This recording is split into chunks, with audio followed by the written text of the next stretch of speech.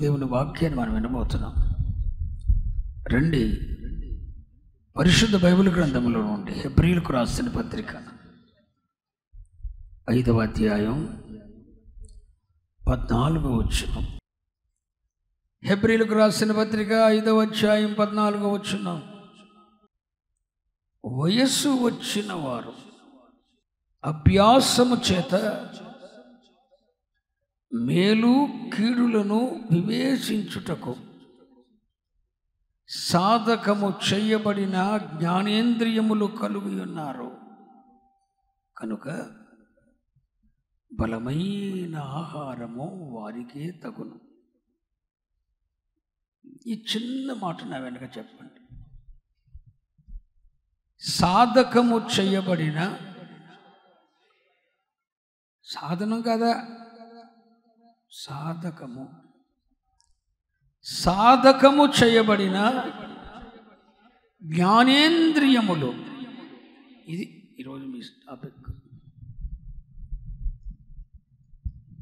సాధకము చేయబడిన జ్ఞానేంద్రియములు.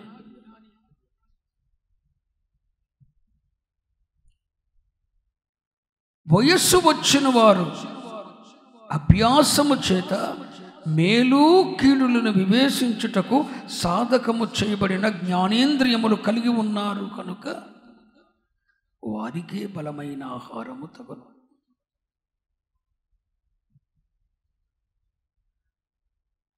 జీవము గల దేవుని సంఘంలో 2 కేటగిరీల పిల్లలు ఉన్నారు. ఒకటి చిన్నవారు, అంటే రక్షింపబడిన వారిలోనే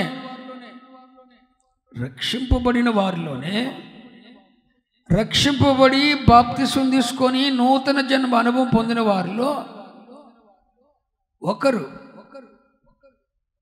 శిశువులు ఉన్నారు, అంటే చిన్నపిల్లలు ఉన్నారు.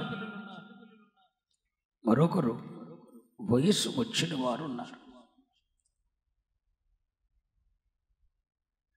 చిన్నపిల్లలు ఎదుగుతూ ఉంటారు.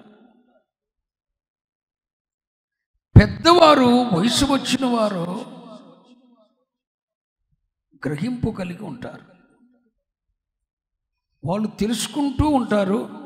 ఎవరు? హలో, చిన్నపిల్లలు ఎదుగుతూ ఉంటారు. ఎదుగుతూ ఉండేవారు ఏం చేస్తారంటే తెలుసుకుంటూ ఉంటారు. వారికి ఇంకా పూర్తి గ్రహింపు రాదు. కానీ వయసు వచ్చిన వారు ఆల్రెడీ తెలుసుకొని ఉంటారు. ఈ చిన్నోడేమో సంఘంలో ఉన్నాడు, రక్షింపబడినాడే. హలో, రక్షింపబడిన వారే చిన్నోళ్ళు ఉన్నారు, వయసు వచ్చిన వాళ్ళు ఉన్నారు. ఈ చిన్నోడు ఏం చేసుకుంటాడంటే ఎదుగుతూ ఉంటాడు. ఎదుగుతూ ఉన్న కొలది గ్రహిస్తూ ఉంటాడు. ఉదాహరణకి నేను రోజు ఇంటికి వెళ్ళంగానే అడుగుతాడు, తాత ఇది అంటాడు. ఇది అంటాడు. ఇది బైబుల్ రా, దీంట్లో యేసయ్య ఉంటాడు. ఇది మౌతు, ఇది ఫలానా, ఇది అంటాడు. టేబుల్ రా అంట, ఇది అంటాడు. ఎట్లాగే గట్టూరా, మరి ఇది అంటాడు. మేసం రా అంట, ఇది అంటాడు. నిజంగా వాస్తవం చెప్తున్నా. నోరు రా అంట అంటాడు. ఇది అంటాడు. నాలుగు రా అంట, ఇది అంటాడు. ముక్కు అంట, ఇది అంటాడు. కన్ను అంటాడు, ఇది అంటాడు. చెవి అంట, ఇది అంటాడు. తలరా అంట. ఇలా రోజుకు 2-3 సార్లు అడుగుతాడు నన్ను. ప్రతిరోజు కూడా అడుగుతాడు. నన్ను అడిగెళ్ళిన తర్వాత వాళ్ళ నాన్న అడుగుతాడు, మరి నీకున్నది ఏంటి ఇదని. ఆడట్టగంటాడు, గిట్టమని. ఇలా తెలుసుకుంటుంటాడు వాడు. చిన్నోడు ఎదుగుతూ ఉంటాడు. ఎదుగుతున్న వాళ్ళు తెలుసుకుంటుంటాడు. ఆడు ఎదుగుతూ ఉంటాడు, తెలుసుకుంటూ ఉంటాడు. అర్థమైందా? ఆల్రెడీ ఇంట్లో కొడుకున్నాడు. 22 సంవత్సరాలు వచ్చినాయి, 23 వచ్చినాయి. 23 సంవత్సరాలు వచ్చినట్టుగా ఆడికి అన్నీ తెలుసు. అడుగు కూర్చున్నాడు. ఆడు అడగడు, ఇక ఆడే నడుచుకోవాలంట. ఇప్పుడు వీడు పడిపోతాడేమని చేయబట్టుకుంటాం, వాడు పడిపోతాడని చేయబట్టుకోం. వీడు తప్పు చేస్తే అటు కాదమ్మా అని చెప్తాం. ఆడు తప్పు చేస్తే రెండు తగలనియాలనిపిస్తుంది. వయసు వచ్చిన వాళ్ళకి చిన్నపిల్లలకి ఇది తేడా. ఇప్పుడు ఈ రెండిట్లో నువ్వెవరివి? నువ్వు ఒక బిడ్డను కన్నావండి, 15 సంవత్సరాలు వచ్చినాయి, 20 సంవత్సరాలు వచ్చినాయి, మమ్మీ కావాలంట. ఏం చేస్తా? మమ్మీ పాలు కావాలి అంటే సంతోషపడిపోతావా? మాట్లాడరేంటండి? మమ్మీ అంటాడు. 20 సంవత్సరాలు వచ్చినాడు, ఊరుకుంటావా? వీడెక్కడ నాకు దరిద్రం తగలడ్డాడు అంటారు. నేను అడుగుతున్నా, నువ్వు బాప్తిజం తీసుకుని ఎంతకాలం అయింది? తిరిగి జన్మించి ఎంతకాలం అయింది? వయసు తక్కువ ఉంది అంటే ఒక్కొక్కరికి అబద్ధాలు ఆడతారు. కానీ ఎప్పుడు చిన్నపిల్లల్లాగా నటిస్తారు. వీళ్ళకి వయసు ఎందుకు? పైన రంగు కింద రంగు మొత్తం అంతా రంగు వేసేస్తున్నారు. మేకప్లు మూతులకి చెక్కి ఇంకా వయసు ఎడ తెలుస్తుంది వీళ్ళకి.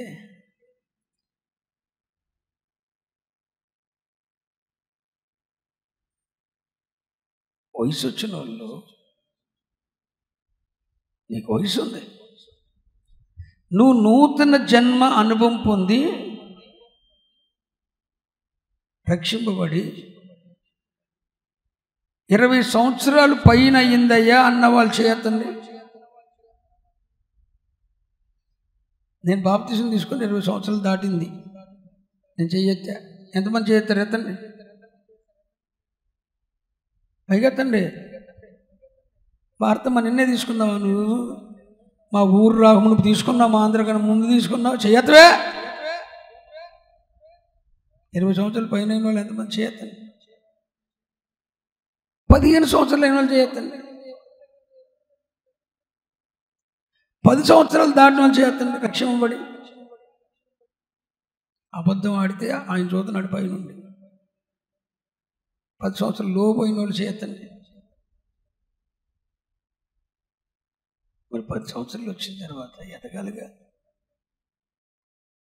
చిన్నపిల్లలకు ఉండకూడదుగా. వయసు పెరుగుతున్న కొలది నువ్వు ఎదగాలి, గ్రహించాలి. ఏది మంచో ఏది చెడో నువ్వు తెలుసుకోవాలి. ఇంకా చిన్నపిల్లల వలె ఉండటం దేవునికి ఇష్టం కాదు. నీకు వయసు వచ్చింది, దయచేసి వినండి. నీకు వయసు వచ్చింది, నువ్వు రక్షింపబడి ఇప్పటికే 10 సంవత్సరాలు దాటిపోయింది, 15 సంవత్సరాలు దాటిపోయింది, 20 సంవత్సరాలు దాటిపోయింది. నూతన జన్మ అనుభవం పొంది బాప్తిసం పొంది 20 సంవత్సరాలు దాటిపోయింది. అది నిండగా పుట్టిన మొన్నడేమో ఆడు ఎదిగిపోతున్నాడు, తెలుగు మాటలు మాట్లాడుతున్నాడు. నిన్నగాక మొన్న రక్షణలోకి వచ్చినాడేమో ప్రతిష్ట అన్నాడు, వైరాగ్యం అన్నాడు, సమర్పణ అన్నాడు. 25 సంవత్సరాలు వచ్చినాయి, ఊర్లో ఉన్న కుక్కకు వచ్చిన వచ్చినాయి, రక్షింపబడి. మరి నువ్వు ఎదిగింది ఏదని అడుగుతున్నా. ఎంతకాలం చిన్న పెట్టుకుంటావు? ఎంతకాలం చిన్నబిడ్డగా ఉంటావు? నువ్వు కన్న బిడ్డల్లో ఒకడు తెలివి లేకుండా అజ్ఞానిగా ఎదగకుండా ఉంటాడు. నువ్వు సహించగలవా? సహించలేవు. నిన్న కాక మొన్న పుట్టిన పిల్లలు అన్య భాషలు మాట్లాడుతున్నారు, దేవుని కొరకు సజీవ యాగంగా సమర్పించుకున్నారు. నిన్న కాక మొన్న పుట్టిన బిడ్డలు 10 సంవత్సరాలు అవలేదు రక్షింపబడి వాళ్ళు దేవుని కొరకు రోషంగా నిలుస్తున్నారు, దేవుని కొరకు త్యాగాలు చేస్తున్నారు, గంటలు తరబడి ప్రార్థిస్తున్నారు. మరి నువ్వు ఇంకా ఎంతకాలం చిన్నబిడ్డగానే ఉంటావు? అసలు నిన్ను రక్షణ అనుభవం పొంది నూతన జన్మ అనుభవం పొంది నీవు ఇక ఎంతకాలం చిన్నతనంగా ఉంటే దేవుడు జీర్ణించుకోగలడా? సంఘములో ఉన్న బిడ్డలలో నువ్వు శిశువువా, వయసు వచ్చిన వారువా, రక్షింపబడిన కాడే ఉన్నావా? చిన్నబిడ్డగానే 10 సంవత్సరాలు 15 సంవత్సరాలు అయినా ఇంకా చిన్నపిల్లల వలె ఈ గాలి కిట్టు ఆ గాలి కట్టు కొట్టుకుపోతున్నావా? ఇంకా చిన్నపిల్లల వలె ఆటకాయితనంగా లోకంతో పాపంతో రాజీ పడిపోయి బతుకుతున్నావా? అయితే నీకు ఒక విషయం, వయస్సు రావాలి. ఒకవేళ నువ్వు ఎంతకాలం ఈ చిన్న బిడ్డగా ఉన్న దేవుడు నేను జీర్ణించుకోలేడు.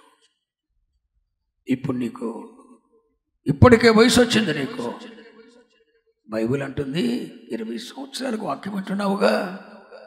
కాలాన్ని బట్టి చూస్తే నువ్వు మందిరానికి రావడం మొదలెట్టిన తర్వాత, దేవుణ్ణి తెలుసుకున్న తర్వాత, ప్రభువైన యేసుక్రీస్తుని గురించి తెలుసుకున్న తర్వాత, కాలమును బట్టి చూస్తే ఇప్పటికే మీరు బోధకులు అవ్వాలి, పాస్టర్లు అవ్వాలి, సంఘాలకు కట్టాలి, సేవ చేయాలి, ప్రజలకు సువార్తకు వెళ్ళాలి. కాలాన్ని బట్టి చూస్తే మీరు ఇప్పటికే ఇతరులకు బోధించే స్థాయికి ఎదగలసిన వారై ఉన్నారు. కానీ ఇంకా మీరు చిన్నపిల్లలుగా ఉన్నారే, ఇంకా ఎదుగుదల లేకుండా ఉన్నారే.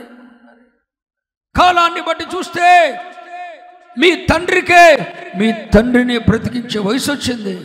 ఇంకా చిన్నపిల్లలుగా తండ్రి తెచ్చిపెడితే తినే రేంజ్లో ఉన్నారే. ఒక ఆత్మ సంబంధమైన మాట చెప్తే అది అర్థం చేసుకునే రేంజ్లో ఉండాలి. ఇంకా అదంటే ఇది బంగారం అంటే విశ్వాసం, వెండి అంటే విమోచన, ఇవన్నీ చెప్పాల్సి వస్తుంది. వాక్యం చెప్పేటప్పుడు బంగారం అనగానే నీ విశ్వాసం గుర్తు రావాలి, వెండి అనగానే యేసు రక్తమును కార్చి నన్ను విమోచించాడన్నది గుర్తు రావాలి. ఇలాంటి సందర్భాలన్నీ బైబిల్లో ఉన్న భాష ఏంటో, ఇక్కడున్న అక్షరం ఒకటి, దాంట్లో ఉన్న ఆత్మ అర్థం ఏంటో నీకు తెలిసిపోవాలి.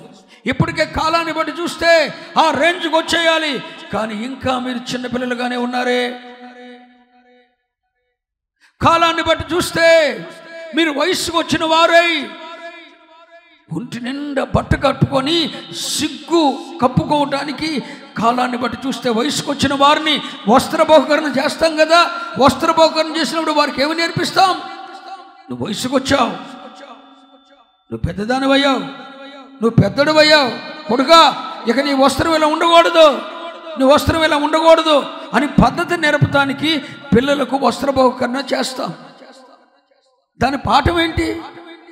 నీ ఒళ్ళు కనపడకూడదు, మరుగ్గా ఉండాలి అని మనం వాళ్ళకి నేర్పుతున్నాం. మరి నువ్వు కాలాన్ని బట్టి చూస్తే ఒక ఆత్మీయురాలిగా, ఒక ఆత్మీయుడిగా నీ వస్త్రధారణ ఎలా ఉండాలి నీకు తెలియదా? ఎవరికి ఎక్స్పోజ్ చేయడానికి ఇక్కడికి ఆ బట్టలు వేసుకొస్తున్నావు నువ్వు? నాకు తెలియక అడుగుతున్నా. డైపర్ వేసుకుని రారాదు?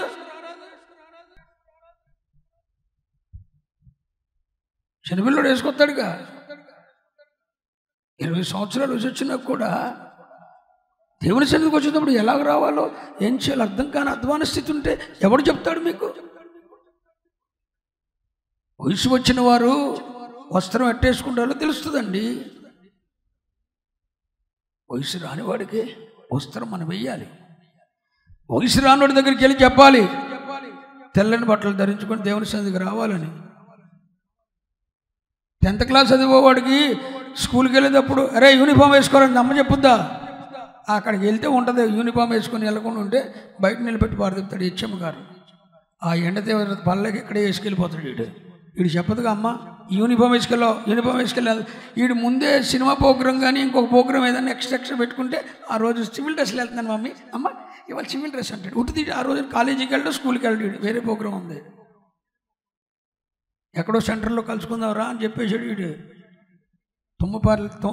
తుమ్మలపేట సెంటర్లో కలుసుకుందాంరా అని చెప్పేసాడు వీడు. ఆ రోజు యూనిఫామ్ వేసుకెళ్ళండి, అదే గుర్తు. పిల్లల్ని చూసండి, మీరు ఎప్పుడైనా ఆ రోజు వేసుకెళ్ళి యూనిఫామ్ వేసుకెళ్ళలేదంటే కారణం ఏంటంటే ఇక్కడ ఇది మర్మం ఉంది. అప్పుడు దేవుని బిడ్డలారా, వయసు వచ్చిన వారికి కాస్త జ్ఞానం ఉంటుందండి, గ్రహింపు. అది నేను చెప్పేది. కాబట్టి ఈ రోజున ఇక్కడ 2 కేటగిరీలు మీకు చెప్పాను, అర్థమై ఉంటుంది. జీవము గల దేవుని సన్నిధిలోనే పుట్టి 20 సంవత్సరాలైనా ఎదుగుదల లేని, బతుకుదల లేని, మరుగుజ్జు రకం పిల్లలుగా ఇంకా సిలిపి చేష్టలు ఆడుకుంటా, గోలి ఆటలు ఆడుకుంటా, మందిర్లోకి వచ్చిన తర్వాత నా సోటిది, నీ సోటిది, నీ పలారం పెట్టారా, ఈ వ్యవహారమే చేసుకుంటా 20 సంవత్సరాలు అయినా అక్కడే ఉన్నారు. ఇది ఎవరంటే శిశువుల రకం అన్నమాట. శిశువుల రకం అంటాం కంటే వీళ్ళకి ఎదుగుదల బతుకుదల లేదు వీళ్ళకి. మరి 2వ రకం ఉంది, వాళ్ళెవరు? వయసు వచ్చిన వారు. అనండి ఈ వయసు వచ్చిన వారిని గూర్చి ఇక్కడ రాయబడిన మాట ఏంటంటే, సాధకము చెయ్యబడిన జ్ఞానేంద్రియములు కలవారు అని చెప్పింది.